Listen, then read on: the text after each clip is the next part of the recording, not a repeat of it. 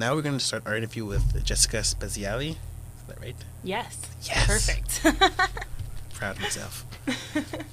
Okay, so first off, tell us a little bit about yourself. Okay, well, I'm a singer-songwriter from Toronto, and I've been writing music for, probably about 20 years, and I just started performing it around town almost a year ago. My anniversary, my first solo show is coming up on April 8th, and I'm super pumped about that. So I don't know, I have a degree in marketing from Guelph, and I've been playing music since I was really young, like 4 or something. Well, what did you start off with playing? A voice, for sure. Oh, yeah? Singing, and then I picked up the guitar for the first time when I was 9, played for a little bit, and then put it down, and then picked it up again when I was 13, played a little bit, and then I put it back down, and then high school again, and then I took a whole bunch of time off and went to school at university. Yeah.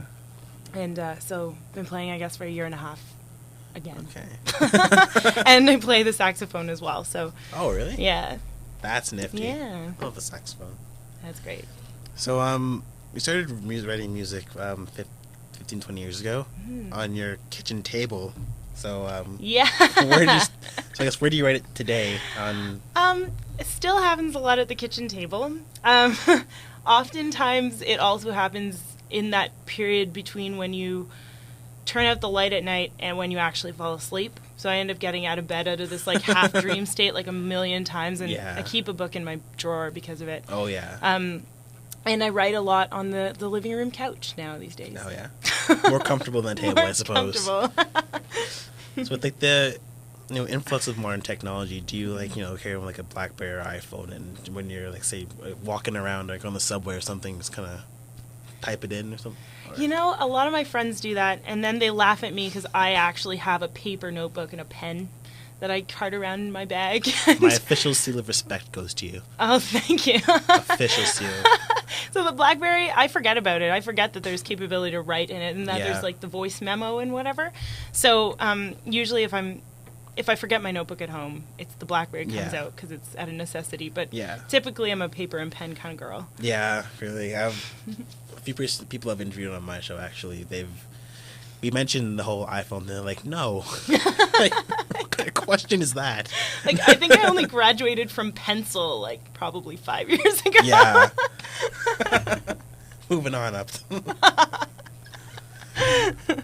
So, how do you write your music? Do you start off with the lyrics first, or, play a little bit on your guitar first, or? It depends on the day, but a lot of the time it's the lyrics first. Usually the lyrics and the melody sort of come together, and then I put some chords to it. But I like to switch it up because, you get a little stale, you get set in your ways, and so it's important to keep things fresh by trying different techniques. So then I'll start playing around on the guitar, and if I find some chords I think sound cool together, I'll try and mold a melody around it, and then the lyrics will come after that. And then sometimes if I'm particularly stuck, I'll write in a totally different genre. Oh, yeah? Like what? Cool. Like, I'll write a dance pop song, or like, I'll write a country song, or I'll write I'll write a rap, That's epic. Hands down awesome. Thanks.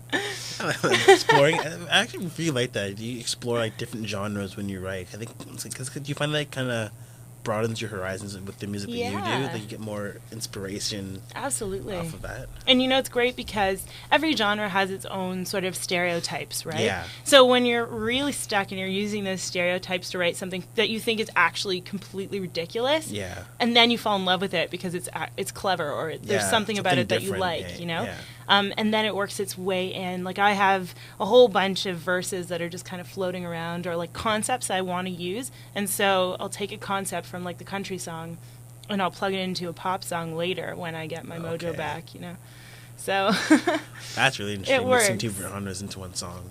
That's really cool. Yeah. So what has been the biggest influence for you as an artist? I always say life, but I mean, that's obvious, right?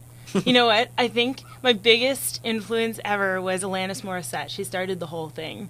I got Jagged Little Pill. It was the first CD I ever bought. And the songs on that album, I listened to it over and over and over and over and over again. I knew it like the back of my hand, and then I started writing around that time too. So I wanted to be like her. And I remember the first demo I ever did with my dad at the kitchen table was we put it on the stereo in the kitchen after, because it had better speakers, and my stepmom walks in. She goes, "Oh, who's that, Alanis Morissette?" And my dad goes, "No, that's Jess." I don't know if she was kidding, but that's really I didn't cool, think she was kidding. So I was like, "Wow, it's amazing." That's just awesome. I was pretty impressed. That's fantastic. So, have you had to deal with any major setbacks or challenges in your career up and coming? Yes and no. I mean, as an independent artist, I don't even have my first studio recordings really done yet. I had some demoing. But I think the biggest impediment has been trying to get the band together and trying to find musicians that are not in 15 other bands that have time to like get together with you and work on arrangements and who want to be part of that creative process, because it takes a certain type of mind and personality to want to do that. I've been very fortunate in that I've gotten a fairly good response from a lot of people, just playing them my demos and stuff, and so there's a lot of people who are interested in working with me, so it's made that piece a lot more manageable. But finding people who want to stick around is difficult, and it's just been, it feels slow. Like, I like to move at the speed of light. So when it takes a little bit of time, I get frustrated. But at the same time, I mean, it's a blessing in disguise, because it forces you to sit back and really work on your craft. Think about it, get that whole, and get yourself together. Like, what does this song, what do you want for this song, before you bring other people in. And out of necessity, I started playing shows just by myself, solo, acoustic guitar, vocal. And I wouldn't take that back for anything. Like, I think it's really forced me to improve my guitar playing, for example, at a very, very quick pace. So, running now. So I think that's great. Yeah. I think it's really good, because I know a lot of people, they really appreciate acoustic versions of songs. True. Like, they love the full instrumental, but they really appreciate when artists do the acoustic version, because they like to hear the power of the vocals over that. Right. But you kind of miss out on the band. Like, I'm not getting the whole band arrangement, but you kind of miss out on the power of the vocals sometimes. And it's cool, because it's where it starts, right? Like, you probably started at a piano or at a guitar, and that's where the song started. So when you strip it down like that, it really it's powerful. I also think it's cool. It's your acoustic version is already done, so when you do go to perform an acoustic part of your set or whatever during a show, you can strip it down and you're like, we know exactly where we're going with this, which is cool. So have you ever, in terms of other challenges, I know I've interviewed people before, and one of the biggest things that I've heard was kind of funding for that. Do you find that as kind of a hard, like, a major challenge for you? Yes. I would say 100%. I haven't really applied for funding. I'm actually working on applications right now for some of the more arts grants and stuff. But for me, the funding piece has been time, because I'm juggling the full-time job and the band and all of that stuff. And I mean, a lot of musicians are in exactly the same boat. Yeah. A lot of people are in exactly the same boat. And so, I mean, I'm lucky to have actually a full-time gig. So, I go to the office 9 to 5, and then I go home and I play some music. And so, funding-wise, because I have this stable income, it's been, if I save properly, it's not so bad. You can do it within reason. I mean, when you're Rebecca Black and you're dropping $2,000 on a video and a recording, I mean, $2,000 takes a while. But still. Which I just saw that video today. I'm sorry. By the way. Sorry for that. Yeah, thanks, Josh. I should stop showing artists that video. It's not a good way to make friends. But would you say that you do the whole 9 to 5 thing? Would you say that kind of cuts into your creative process with your music? Yeah, for sure. It's funny. My neighbors hate me because I get home, or like I do a day like today where I've been at the office since 10, and I'm here now. I haven't gone home yet, and I'm going to another gig tonight after the show with another band I sing in, and then I'll get home somewhere around 12:30. So if I want to play or do some recording, then a couple of months ago my landlord emails me and he's like, I don't know if you know this, but the tenants downstairs, they have a soundproof room, and now that they've moved out, do you want to rent it? So now I actually have this little rehearsal space in my house. That's amazing. So my neighbors don't hate me nearly as much. But but it definitely, it's a big juggling act for sure. Yeah. Trying to get everything going at the same time. So you've played at the Free Times Cafe. Yes. So so before you go on stage and perform there, or I guess anywhere, is there kind of like a ritual you partake in to kind of get into mindset of performing in front of people? Yes. It's sort of evolved over time. Now, I mean, a lot of the time, a lot of the stages I'm playing, like open mics or your second or third act of a night and stuff. So it's not, and the venues are intimate. Like the Free Times, there's only a couple of rooms. Most of them have diners in them. Mm-hmm. So finding a place to warm up properly is difficult. So I have like a middle of the afternoon kind of schedule, where if I'm coming straight from work, I go into the stairwell and I warm up. I play a couple of tunes. The cleaning staff and the security guard have now started to join me in the stairwell. It's awesome. The highlight of their day. So I do a little warm up in there. Usually just play a couple of tunes that use a lot of different chord changes or whatever to get things warmed up. I like to drink tea with honey beforehand. And I like to... I prefer mint, but I think, like, chamomile is probably better. But I'm a big caffeine person, too, so sometimes I'm just like, oh, I'm going to get the black tea. But yeah, and so I do... I like to warm up to some Fiona Apple, because she has a really deep voice, and so it's an easy place to start. But, yeah, do a couple of warm-ups. Okay, so, I guess, sorry, tongue-tied here. But where do you think you'll be headed in terms of, your future creative direction? Well, that's interesting. Right now, I'm working on getting some musicians together and getting the arrangements together to do an EP. And along the way, it's come to my attention that I want to be able to do acoustic version and electric version with other players, not just solo. So I have 3 different ways that I want to go. So like right now I'm just voice and guitar. Coming up, it's going to be 2 guitars and some hand drum and some backup vocals. And then we'll get the full electric version. So eventually I see myself being able to play all of those venues, the really intimate Free Times Cafe as a solo thing and have a couple of guests up maybe. And then be able to play like the folk festival with the full acoustic sound. And then be able to go and rock out at El Macombo or whatever with the full electric band. I've always been a bit of a rocker, so I like the idea of that full electric band. Fun, yeah. It's awesome, and like the things that you can do vocally when you've got the full band behind you, it's such a different thing, right? Because you're belting, like you gotta just based on the sound, the volume. Really. Yeah. Yeah. So some really cool things happen, and the covers just get so much better when you play them with a full band, So there's 3 different directions I'm going in right now.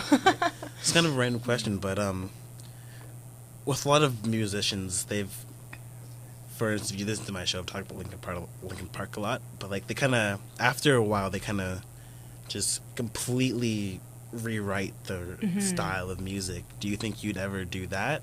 Definitely. After a while? Yeah. I think as a person, you just get bored. Yeah, really. And and as an artist, I mean, I'm already writing in multiple different genres, so it doesn't I am totally not against, doing that kind of thing. Yeah. And right now my music is in such a cool place because it's changing a lot because I'm getting full arrangements going on, right? So it's exciting to see. Yeah, to see what can happen. And I'd love to step into blues or jazz or something along the way just to try it out. And I think I think it's limitless really what you can do. That's just best. Jazz is a lot of fun to play. I can get my saxophone out. Yeah. Dust it off. Did jazz in high school and it was so Cool. much fun. Well, not high school, senior school, whatever. But would you mind playing a song for the guys? Sure. Yeah. Right. All right.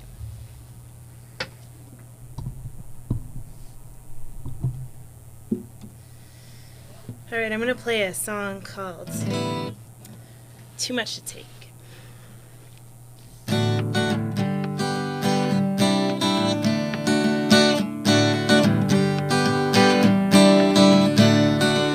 Sun streams through your window, pacing to a headache.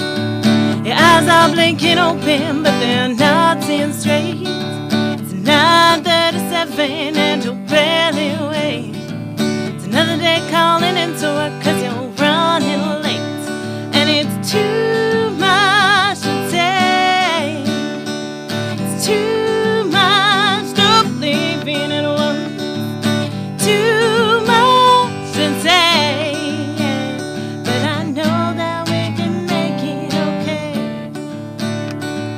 Another call and text message from the man from last night. You'd rather just be by yourself, but it's too hard to fight. He gives you what you ask for. Who cares if it's right? Looks like you're losing fronts faster than you're losing sight. The boss is on your ass again. You barely time to see your children. He doesn't understand. Powder is your only friend. And it's too much to take. It's too much to believe in at once. Too much to take. But I know that we can set the record straight.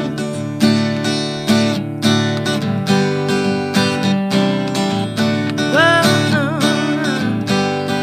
whoa. The sun comes through your window. It's a lovely day. Sleeping in your own bed after 3 weeks away. 6:35 and you're already awake. Time to squeeze in a quick workout before you're on your way. And there were steps you had to take. It was finally time to believe in yourself. There was way too much at stake. But I knew that you could make it someday. Yes, I knew that you could make it okay. That was simply fantastic. Well, thank you. Just period. Awesome. End of story. Fabulous. Fantastic. I'm glad you liked it. So I have a few questions about that specific song. Sure. So, what were you thinking when you, that kind of sounds like horrible, what were you thinking? But so what was your thought process when you started working on that song? Okay, well, the chorus came first, actually. I was, this was a song I took 7 years off while I was in university of songwriting altogether. And one day, one afternoon, I was dating a guitar player, and I was like, I wonder what my guitar, sounds like right now, because it's been sitting under my bed for the last 7 years. So I took it out, and I wrote a song, and just a little ditty that I thought was kind of silly, and to get things going. And then this one, I was, it was a rough summer. There was a very close individual in my life who was having some drug problems, and so I was writing it from my point of view. When I wrote the chorus, I was like, too much to take, this really sucks kind of thing was what's going through my mind. And for some reason, the melody and the chords came out at the same time, which was cool because that doesn't usually happen. So I'm like, fate intervened. But I meant to write this song. Yeah. But then I started thinking about, while I was singing the chorus over and over and over again, and I started crafting the story, and so I wanted it to be her story, not my point of view. So that's sort of the thought process that I went through. Okay. Mm-hmm. So for storytelling, this is kind of it's a general question, but do you try to employ more storytelling into your songs when you write them, or just general feel good music?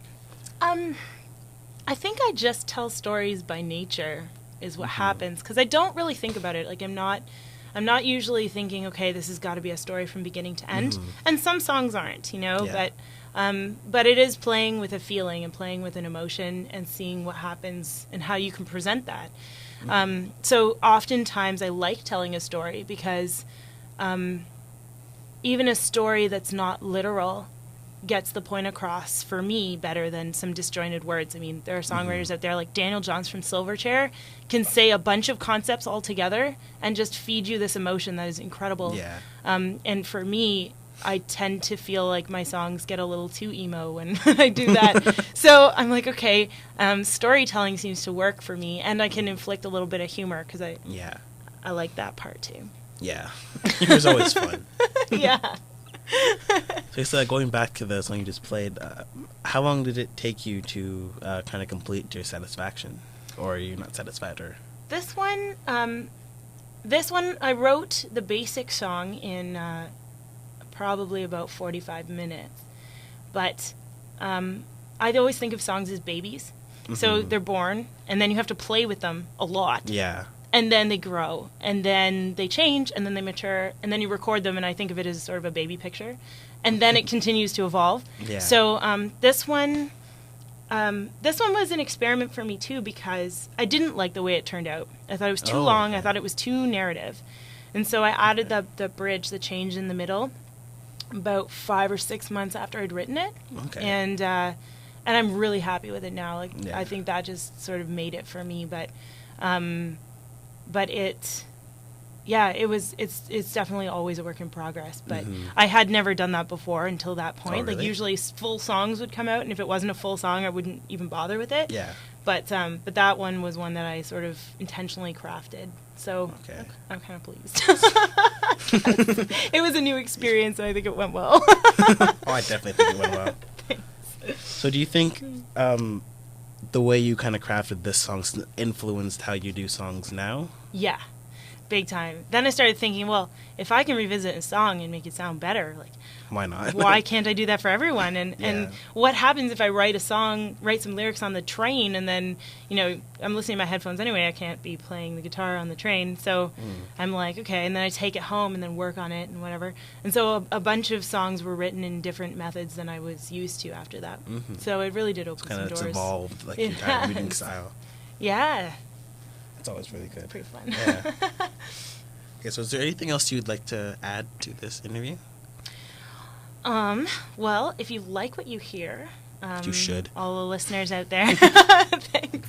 Was that a threat? No, I'm just kidding. Subliminal. You can find me on the internet.